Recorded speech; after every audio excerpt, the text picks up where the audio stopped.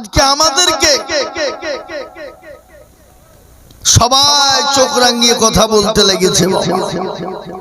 মুসলমান দেখলেই যেন একটা আতঙ্ক আতঙ্ক ভাব অন্য জাতি। কিন্তু বলেন তো, পৃথিবীর জমিনে সব থেকে শান্তি এবং প্রিয় সেটা হলো ইসলাম এবং মুসলমান। কিন্তু অন্য জাতি অন্য ধর্মের মানুষরা আমাদেরকে অবজ্ঞা, অবহেলা, অবহেলিত ভাবে। পৃথিবীর জমিনে বহু ধর্ম আছে, বহু জাতি আছে, কিন্তু আল্লাহর কাছে সর্বশ্রেষ্ঠ জাতি, আল্লাহর কাছে সর্বশ্রেষ্ঠ ধর্ম, সেই ধর্মটার নাম হলো ইসলাম, সে জাতির নাম হলো কি? মুসলমান। সর্বশ্রেষ্ঠ জাতি পৃথিবীর জমিনে সেটা হলো এবং মুসলমান।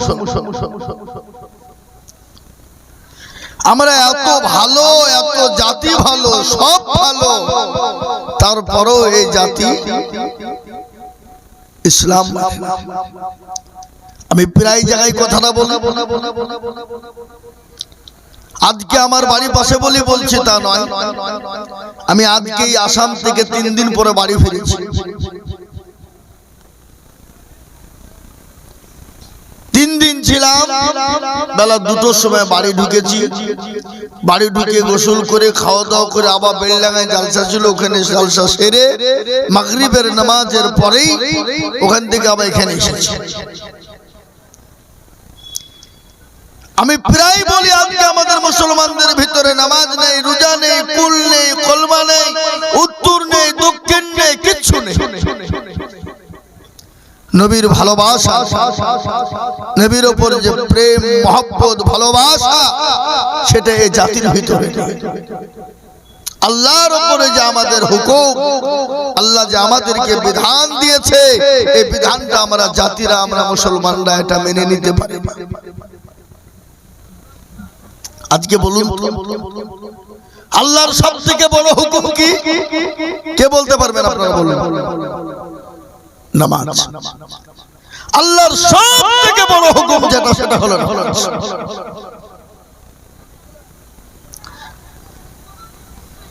আল্লাহ রাব্বুল ইজ্জাত আমাদের উপরে নামাজকে ফরজ করলেন 5 ওয়াক্ত, কিন্তু এই জাতি আজকে নামাজ পড়ে না। যদি বলে হুজুর পড়ে তো, বলে কয়জন পড়ে? 98% মুসলমান নামাজ পড়ে না। আপনি হিসাব করুন, বিশ্লেষণ করুন, হিসাব করে বিশ্লেষণ করে দেখুন, 98% মুসলমান নামাজ পড়ে না। পড়ে ক পার্সেন্ট? 2%। এই 2% মুসলমান যারা নামাজ পড়ে, আপনারা আমরা মনে মনে করি যে 2% লোকের নামাজ মনে হয় খুব ভালো হয়, এরা সুন্দর করে নামাজ পড়ে। আমি আপনাদেরকে বলি, এই 2% এর ভিতরে 1% লোকের নামাজ হয় আর আরেক% লোকের নামাজ হয় না। যদি বলে হুজুর আপনি কি করে বললেন? কে আপনাকে বললো? কোথায় পেলেন? আমি আইজুল হক বলছি। কেন হয় না? 15 বছর ধরে নামাজ পড়ে, 20 বছর ধরে এমন মুসল্লি আছে নামাজ পড়ে, আছে না? জোরে বলুন। দাড়ি পেকে গেছে, চুল পেকে গেছে, দাঁতে নরম, চোখে নরম, কাজ নাই। 15 বছর নামাজ পড়ে, আত্তাহিয়াত ভালো করে জানে না, দুরূদ শরীফ জানে না, দোয়া কুনুত জানে না, দোয়া মাসুরা জানে না, দোয়া শোনা জানে না, ইন্না তাইনা কুল, তার মধ্যেও দেখা যায় 20টা ভুল আছে না নাই? কথা কন। এরা জীবনে কোনোদিন বলে না হুজুর আপনি তো আমাদের ইমাম সাহেব, সেলিম সাহেব, আপনি আমাদের গ্রামের মৌলভী, একটু কোরআনটা ঠিক করে দিলে হতো না, সূরাটা ঠিক করে দিলে হতো না। জীবনে বলবে না। কেন?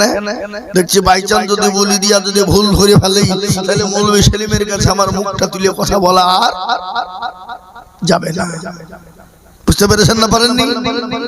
আমাদের দেশের মানুষ যে কোনো নামাজ পড়ে, আসসালামু আলাইকুম সালাম শেষ, সঙ্গে সঙ্গে মসজিদ থেকে বেরিয়ে চায়ের দোকানে বসে গেল্লা গেবাদ পরচর্চা পরনিন্দাতে তারা ব্যস্ত হয়ে যায়। হয় না ধরে বলুন। আমরা মানুষ যদি প্রতিদিন 10 মিনিট করে একটা আয়াত, একটা সূরা, একটা অক্ষর করে শিখতে লাগি, আত্মাহাতুরা শিখতে কদিন টাইম লাগবে? 1 সপ্তাহ। দুরূদ শরীফ শিখতে লাগবে 1 সপ্তাহ। দোয়া কুরআন শিখতে লাগবে 1 সপ্তাহ। দোয়া মাসুরা লাগবে 1 সপ্তাহ। দোয়া সানা লাগবে 1 সপ্তাহ। দেখা গেল মোট 1.5 সপ্তাহের মধ্যে আপনি নামাজ কমপ্লিট করে ফেললেন। কিন্তু আমরা কেন শিখি না? শিখতে চাই না, শেখার চেষ্টাও করি না। আর কি বলবো, আমাদের সমাজটা কোথায়, আমাদের জাতিটা কোথায়, সমাজ কোন জায়গায় পৌঁছে গেছে? কোরআন শিখতে চায় না, নামাজ শিখতে চায় না। ইমামের কাছে বসতে গেলে তাদের মান সম্মান নষ্ট হয়ে যাবে। ইমামের কাছে বসলে ইমামের কাছে মুরলি করা যাবে না, মাথাব্বরি করা যাবে না, ইমামের কাছে ডাল বলবে না। এই জন্য তারা কোরআন শিখতেও চায় না, বসতেও চায় না, বুঝতেও চায় না। কি ঠিক না বেটি? জোরে বলুন। আমরা মসজিদে ইমাম লাগিয়েছি, আমাদের দেশে ইমামের তো মান মর্যাদা নেই, সম্মান ইজ্জত নেই।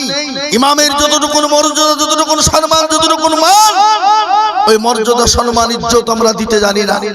আর না দিতে যাওয়ার কারণে আজকে জাতির দুর্দিন, এই দেশের দুর্দিন। আজকে আমাদের দেশে বিবাদ, আপদ, আমাদের ঝামেলা ঝঞ্ঝট আমাদের সবারই। জি জি জি জি জি জি আমরা ছেলেদেরকে স্কুল কলেজে দিই তো, স্কুলে পাঠাই তো, মাস্টার করার জন্য, ডাক্তার করার জন্য আমরা বলি। আমি আপনাকে মানা করব না, ছেলেকে মাস্টার করতে মানা করব না। মানান, ছেলেকে ডাক্তার বানান, জজ বানান, ব্যারিস্টার বানান, আপনি এমএ বিএ ডিএড করান, কোনো বাধা নেই। কিন্তু আপনি আপনার ছেলেটাকে কোরআনওয়ালা বানাবেন না, কোরআন শিখাবেন না।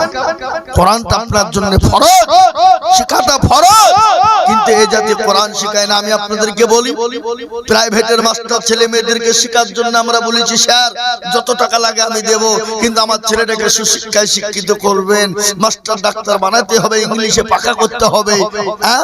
কিন্তু একটা লোক বাবলাপুনার বুকে হাত দিয়ে বলুন তো, কোন হুজুরকে কোনদিন আমরা বলেছি যে হুজুর মাওলানা সেলিম সাহেব আপনি তো আমাদের দেশের মৌলবি, তো আমার ছেলে মেয়েদেরকে একটু কোরআনটা শিখিয়ে দেবেন, যত টাকা লাগে আমি দেব? কেউ বলতে পারবে? একটা পারবে? কিন্তু হাদিসের মধ্যে নবী বললেন, খায়রুকুম মান তাআল্লামাল কুরআন ওয়া আল্লামা, যারা কোরআন শিখলো অপরকে শিক্ষা দিল, তারা হলো পৃথিবীর সর্বশ্রেষ্ঠ ব্যক্তি। এটা কোরআনের কথা, হাদিসের কথা নবীজি বললেন। কিন্তু আমাদের দেশে কাকে প্রাধান্য দেওয়া হয়? স্কুলের মাস্টার যে ছাত্রদেরকে মিথ্যে কথা শেখায়, শেখায় না? শেখায় না? জোরে বলুন। ছাত্রদেরকে মিথ্যে শেখায় না? হাট্টিমা টিম টিম তারা মারতে পারে, ডিম তাদের খাড়া দুটো সিং, এটা মিথ্যে কথা না সত্য কথা? কথা বলেন, কথা বলেন। তার বেতন 50,000 টাকা প্রত্যেক মাস গেলে দিয়ে দেওয়া হয়। আর একজন যে শ্রেষ্ঠ ব্যক্তি, যে কোরআন শিখলো, শিখালো, পৃথিবীর সর্বশ্রেষ্ঠ ব্যক্তি তিনি, তার বেতন হলো 5,000 টাকা। তার মধ্যে 3 মাস বাকি। তাও চাইতে গেলে সভাপতি সেক্রেটারি এমন বানিয়ে রেখেছে মসজিদের সেক্রেটারি সভাপতি কারা? মসজিদের দরজা চিনে না যারা, সপ্তাহে একদিন মুরলি করার জন্য যায়, আর গিয়ে ইমামের সামনে মুরলি চালায়। কি বুঝেন আপনারা বলুন? আছে না নাই? আবার আমাদের এলাকাতে আছে মসজিদের সেক্রেটারি মসজিদের টাকা দিয়ে লটারি কাটে, লটারি কেটে টেরে গুঁজেছে। টেরে শুক্রবারের দিন আঁকা বিক্রি দাঁড়াতে গেছে, উঠতে গিয়ে ভাবছে লুঙ্গি খুলে গেছে, লটারি উপরে গেছে। ও লটারি তুলে লুঙ্গি তোলা বাদ দিয়ে লটারি তুলছে, বলে ইজ্জত চলে যায়, যাক বেজ্জতি হওয়া যাবে না। আজকে আমাদের পরিস্থিতিটা কোথায়? ইমাম নামাজ পড়েছে, বেতন 5,000।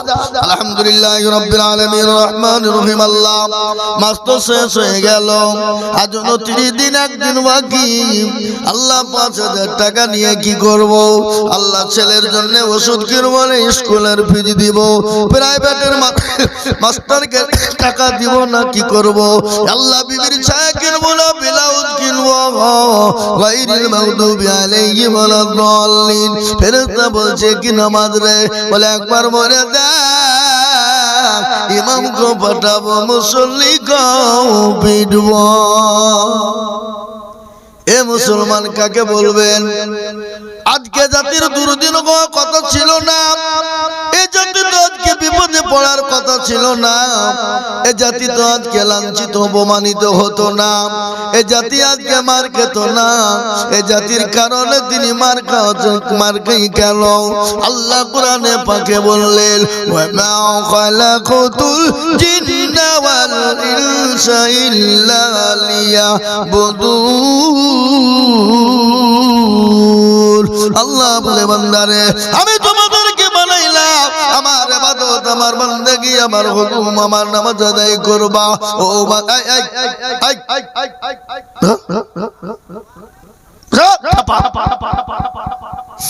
একজন উঠা হবে না, উঠলি কিন্তু খবর আছে, তুমি মামা হওয়ার আর ভাগ্নি হও, যেমন তাই চুপ করে বসে। হ্যাঁ মুসলমান দরদি যেটা বলছিলাম, আজকে বলুন তো আল্লাহ কোরআনে পাকের ভিতরে নামাজ সম্পর্কে বর্ণনা একবার নয় দুবার নয় 82 জায়গায় আল্লাহ কোরআনের মধ্যে বলে দিয়েছেন ও বান্দা তুমি নামাজ পড়াও, তোমার বাড়িতে বালা মুসিবত দূর হয়ে যাবে, তোমার রুজি রোজগারে বরকত দেবে। কিন্তু আজকে মুসলমান নামাজ কিন্তু পড়ে না। আল্লাহর নবী দয়ার নবী বিশ্ব নবী দুনিয়া থেকে যেদিন বিদায় হয়ে যায় প্রচন্ড মাথায় যন্ত্রণা বুকে যন্ত্রণা সহ্য করতে পারে না।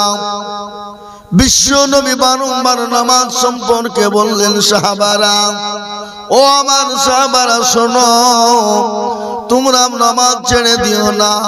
ও আমার উম্মতেরা শোনো, তোমরা নামাজ কিন্তু ছেড়ে দিও না। বিশ্ব নবীর কাছে হযরত জিবরিল আলাইহিস সালাম এলেন, নবীকে সালাম দিলেন, সালামের উত্তরখানা দিলেন। রাসূলুল্লাহকে বললেন নবী গো আজ আপনার কাছে একজন নতুন ফেরেশতা নিয়ে এসেছি গো নবী। নতুন ফেরেশতা, যে ফেরেশতা জীবনও কোনোদিন কারো কাছে অনুমতি নেয় না, আপনি যদি অনুমতি দেন আমি তাকে আপনার কাছে আনবো, আর আপনি যদি অনুমতি না দেন আমি তাকে আনবো না গো রাসূল। রাসূল বললেন ও জিবরাইল আমি যদি অনুমতি না দিই বলে চলে যাবে, বলে না তাকে তুমি আমার কাছে আসতে দাও। রাসূলুল্লাহর কাছে গেলেন, নবীকে আসসালামু আলাইকুম দিলেন, নবী সালামের উত্তর দিয়ে বললেন ইয়া কি আজরাইল, বলো কেমন আছো? বলে আমি ভালো আছি। নবী গো আপনি কেমন আছেন? বলে আমি তো মোটেও ভালো নয়। নবী বললেন আজরাইল বলো কেন এসেছো? বলে ইয়া রাসূলুল্লাহ আল্লাহ আপনার কাছে আমাকে পাঠিয়েছেন, আপনার যতদিন মন চাইবে দুনিয়া জমিনে আপনি থাকবেন গো রাসূলুল্লাহ, কিন্তু নবী গো আপনি দুনিয়ার জমিনে থাকার চেয়ে ও গো রাসূল আল্লাহ অপেক্ষায় আপনার রয়েছে, আপনার দিদারে আল্লাহ পাগল হয়ে আছে গো নবী। রাসূলুল্লাহ বললেন ও আজরাইল তাড়াতাড়ি করে আমি নবীর জানটা কবুজ করো। নবীজির বুকের উপর যখন হাতটা দেওয়া হলো, নবী বললেন আজরাইল মনে হলো গোটা উহুদ পাহাড়টা আমি নবীর বুকের উপরে বসে গেল।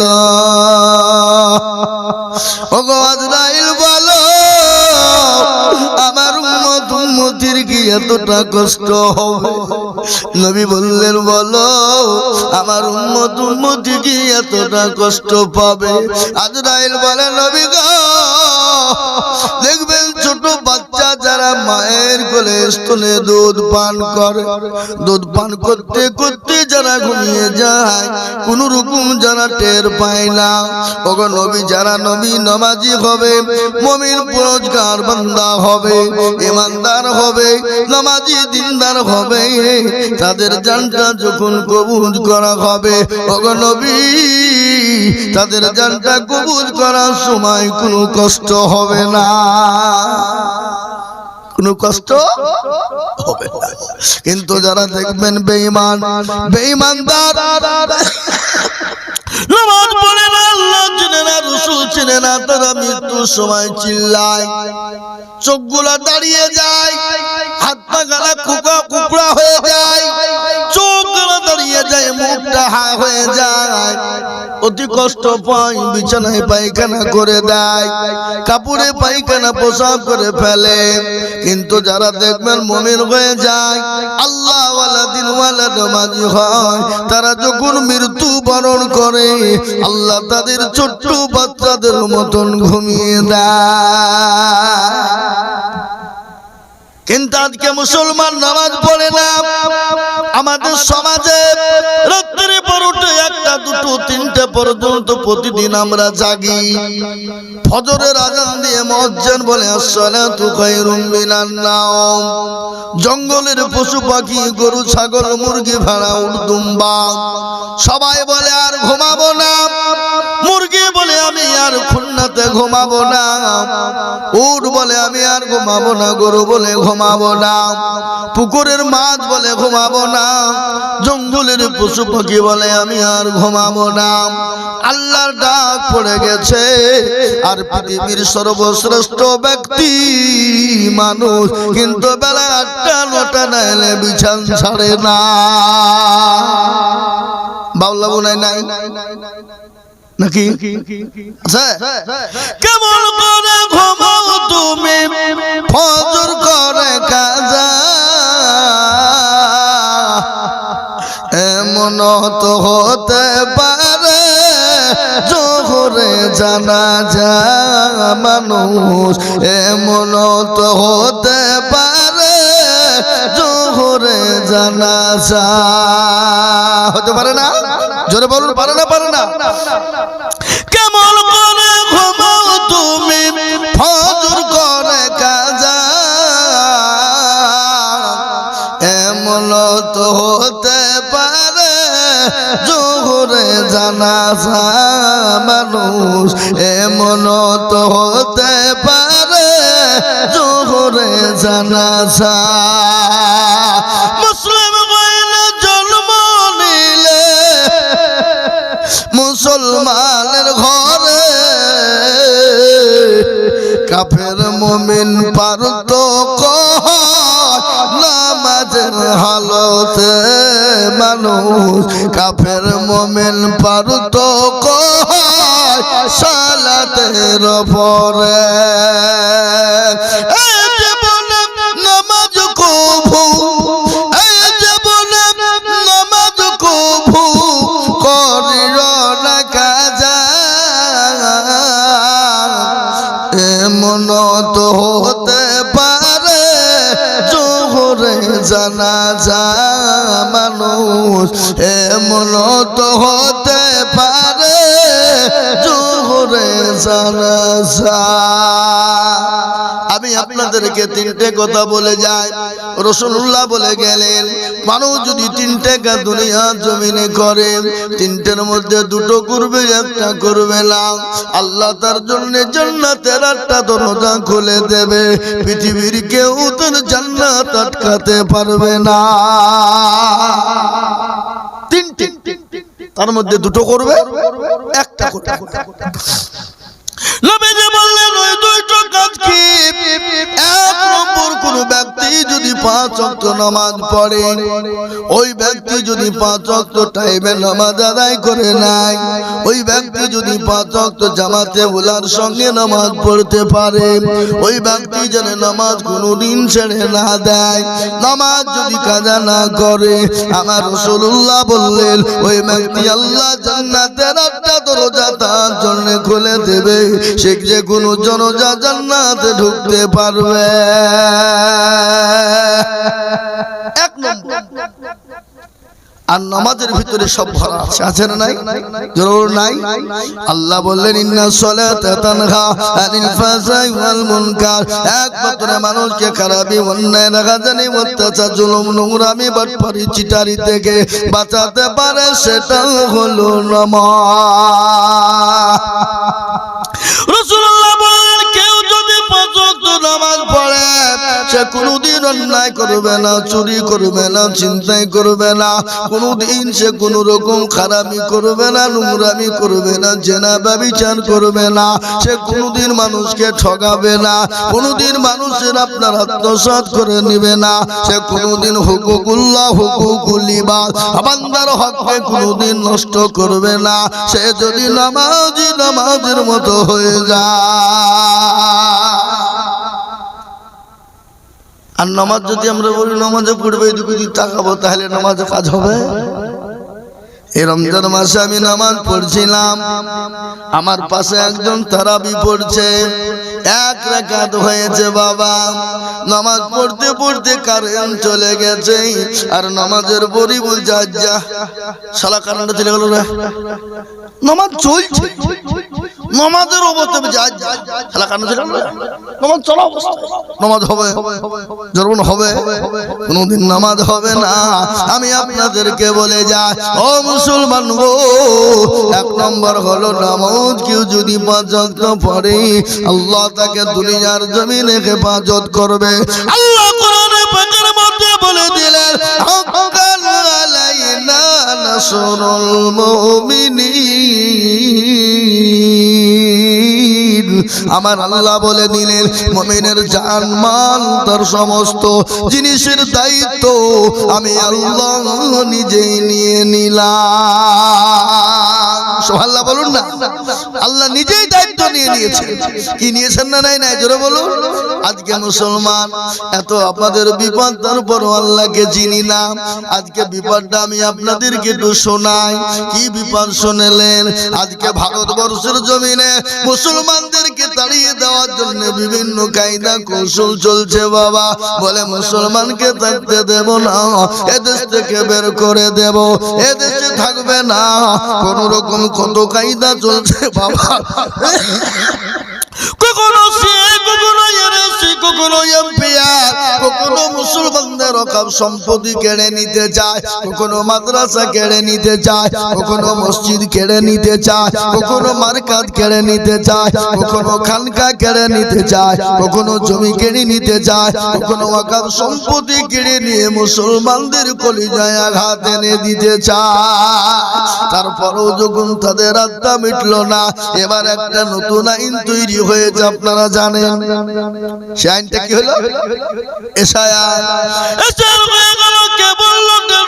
মুসলমান 1.5 কোটি রোহিঙ্গা মুসলমান এই দেশে প্রবেশ করেছে।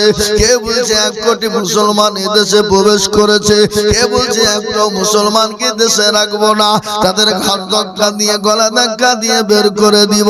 কিন্তু আল্লাহ বলেছে, বান্দা আমি তোদের বলেছি, আমি যাদের পাশে থাকবো পৃথিবীর কোন জালেম তোদের কেউ ক্ষতি করতে পারবে না। এশায়ার করতে গেল বাবা, এশায়ার করতে গিয়ে দেখা গেল পশ্চিম বাংলার মাটিতে খসড়া এশায়ার হলো 58,20,868 জন মানুষকে বাদ পড়া হলো। এশায়ার করতে গিয়ে দেখা গেল 5% মুসলমান, 95% আমার হিন্দু ভাইরা, সনাতনী ভাইরা, মতুয়া ভাইরা বাদ পড়ে গেল। পড়েনি? কথা বলে পড়েছে না? পড়েনি? এবার বলে শুনেন, আজকের গোসল হয়ে গেল, বলে এশার হয় না, এশার হতে হয় না, হয় না। বলে কেন হয় না? বলে সব মুসলমানদের নামকে বাদ দিয়ে দিয়েছে। আমি আপনাদেরকে একটা কথা বলে যাই, মুসলমানদের ডকুমেন্টস আছে না নাই? জোরে বলুন। কথা বলেন না কেন? ওরা 2002 সালের আমাদের কাছে ডকুমেন্টস চেয়েছে। 2002 সাল কেন? তার আগের যদি ডকুমেন্টস চাইতা মুসলমানরা দিতে পারবে? পারবে না? জোরে বলুন, পারবে না? 1971 ঝামেলা হয়েছিল বাংলাদেশে। এদেশ থেকে ওদেশ থেকে মুসলমান এদেশে আসে না, এদেশ থেকে মুসলমান অনেক চলে গেছে। কিন্তু অনেক আপনার কি বলে মতুয়া ভাইরা এসেছে, আজকে শেয়ার করতে গিয়ে তারাই ধরা পড়েছে। পার্শ্ববর্তী রাজ্য বিহার 40 লক্ষ মানুষের শেয়ার হলো। কত জোরে বলুন? কত? 40 লক্ষ। তার মধ্যে 54 লক্ষ হলো হিন্দু ভাইরা, আর 10 লক্ষ কারা? না, মুসলমানেরা লয়। এখানে আপনার ডোম মুচি ডকল মুচি, কে বলে ডোম ডকল মুচি মেতর কোল ভিল মুচি মুন্ডা ইত্যাদি দেশি উদেশি বিদেশি সেদেশি মুসলমান বলে 10 লক্ষ হয়েছে। এই যে আমাদের দেশে 5 লক্ষ যেগুলো বাদ গেছে 5%, এগুলোও বাদ যাবে না। কারা কেরালা বোম্বে দিল্লি গুজরাট এখানে সেখানে আছে, তারা আসেনি দেয়নি, কিন্তু এগুলা দিল তারা হয়ে যেত। বুঝতে পারলেন না? আজকে কাকে ঠকাবে কেন? আজকে তারা যেরকম উপকারে শায়ার করে মুসলমানদেরকে বাদ দিতে চেয়েছিল, কিন্তু তারা পারেনি। বুঝতে পেরেছেন না? পারেননি, আর ইনশাল্লাহ পারবে না। যদি মনে করে হুজুর আমরা তো কাগজ নিয়ে ডকুমেন্টস নিব না, বলে আপনাদের বাপ দাদা দিয়ে ডকুমেন্টস দেন, বলে আমাদের তার দাদা তার দাদা তার দাদা পুত দাদা অমুক দাদা তমুক দাদা 10 পিঁড়ির ডকুমেন্টস চাইলে আমরা মুসলমানরা দিতে পারবো? জোরে বলতে পারবো না। আমি অন ক্যামেরার সামনে বলছি, যদি বলে কি ডকুমেন্ট দিবে, আমাদের 10 বছর 20 বছর 15 বছর 20 বছর 50 বছর আগে যারা মারা গেছে বাবা, তারা তো নেতাদেরকে কবরে রেখেছি, তাদের মাংস গলা পচে গেছে, কিন্তু হাড় গুলা যদি তুলে মেশিনে ভরে দেওয়া হয়, সেটাকে রিসার্চ করা হয়, ওরা বলে দিবে এরা কোথাকার প্রোডাক্ট বলে দেবে। কি দেবে না? জোরে বলুন, দেবে না? বলে দেবে। কিন্তু আমরা যদি তাদেরকে ধরে বলে তোদেরটা দেখা, ওদের মাল তো নাই বাবা, ওরা তো পুড়িয়ে ছাই করে দাঁত মাজন করে ফেলাইছে, দেখাবে কোথা থেকে? থাকলে তো দেবে নাকি? বুঝেন আপনারা? বলুন ঠিক না? এ মুসলমান দরদি, আমি আপনাদেরকে আরো কথা শোনাবো, বসুন। আরো বিভিন্ন কথা আছে। আজকে ভারতবর্ষের মাটিতে আমাদেরকে বলে বিদেশি। আচ্ছা বলুন তো, আদবানির বাড়ি হলো পাকিস্তান, ইন্ডিয়াতে এসে হয়ে গেল স্বদেশি। অটল বিহারীর বাড়ি হলো পাকিস্তান, ইন্ডিয়াতে এসে হয়ে গেল স্বদেশি। সোনিয়া গান্ধীর বাড়ি হলো ইটালি, ইন্ডিয়াতে এসে হয়ে গেল স্বদেশি। বুদ্ধবাবু জ্যোতিবাবু বিমান বসুর বাড়ি হলো বাংলাদেশ, ভারতে এসে হয়ে গেল স্বদেশি। প্রণব বাবু অধীর বাবুর বাড়ি হলো বাংলাদেশ, ভারতে এসে হয়ে গেল স্বদেশি। আপনার মৃদুল চক্রবর্তীর বাড়ি হলো বাংলাদেশ, ভারতে এসে হয়ে গেল স্বদেশি। আর আমরা ইন্ডিয়াতে জন্ম নিয়ে আমরাই নাকি বিদেশি। এ সিঙ্গড়ার ভিতরে আলো কি করে ঢুকলো বাবা? সিঙ্গলার ভিতরে আলু কি করে ঢুকলো, এটা বুঝে নিতে হবে। আমি আপনাদেরকে আরো বলে শুনেলেন মুসলমান গো, আজকে ভারতের মাটিতে মুসলমানদের কি নাই? আজকে তোমরা তাদের তোমাদের মতো লাইন পাস করে তোমরা মসনদে বসে যারা বসে মুসলমানদের রকম সম্পত্তি কেড়ে নাও, কিন্তু মুসলমানরা এক বিন্দু রক্ত থাকতে মুসলমানদের রকম সম্পত্তি ছেড়ে দেবে না। দেবে? চলে বলুন, দেবে? আজকে আমাদের দেশে বাবরি মসজিদ হচ্ছে, জানেন কি না? জানেন আপনারা? কোথায় হচ্ছে? জোরে বলে। এ মুর্শিদাবাদ কে চিনল না? গোটা ওয়ার্ল্ডে গোটা পৃথিবীতে জমে গেল বাবরি মসজিদ হচ্ছে বাবা। আচ্ছা বলেন, ওই বাবরি মসজিদ নিজের জায়গায় আমরা করি, নিজের সম্পত্তি দিয়ে করি, নিজের ঘাম ঝরানো পয়সা দিয়ে বানাই। আমরা তো কোনোদিন কোন সরকারকে বলিনি সরকার মশাই আমরা মসজিদ করতে পারি না, আপনারা একটু সাহায্য করবেন। বলেছি আমরা কোনোদিন? জোরে বলো, বলেছি? তারা রক্ত মসজিদ করছি বাবা, এই মসজিদ করতে গিয়ে দেখছি কাজ চুলকানি, কাঠ দেখছি একজিমা, কাঠ দেখছি দাগ, কাঠ দেখছি বাবজি হাজা, আবার কাঠ দেখছি অ্যালার্জি, কে দেখছি চুলকাতে চুলকাতে কাপড়কে মাথার উপরে।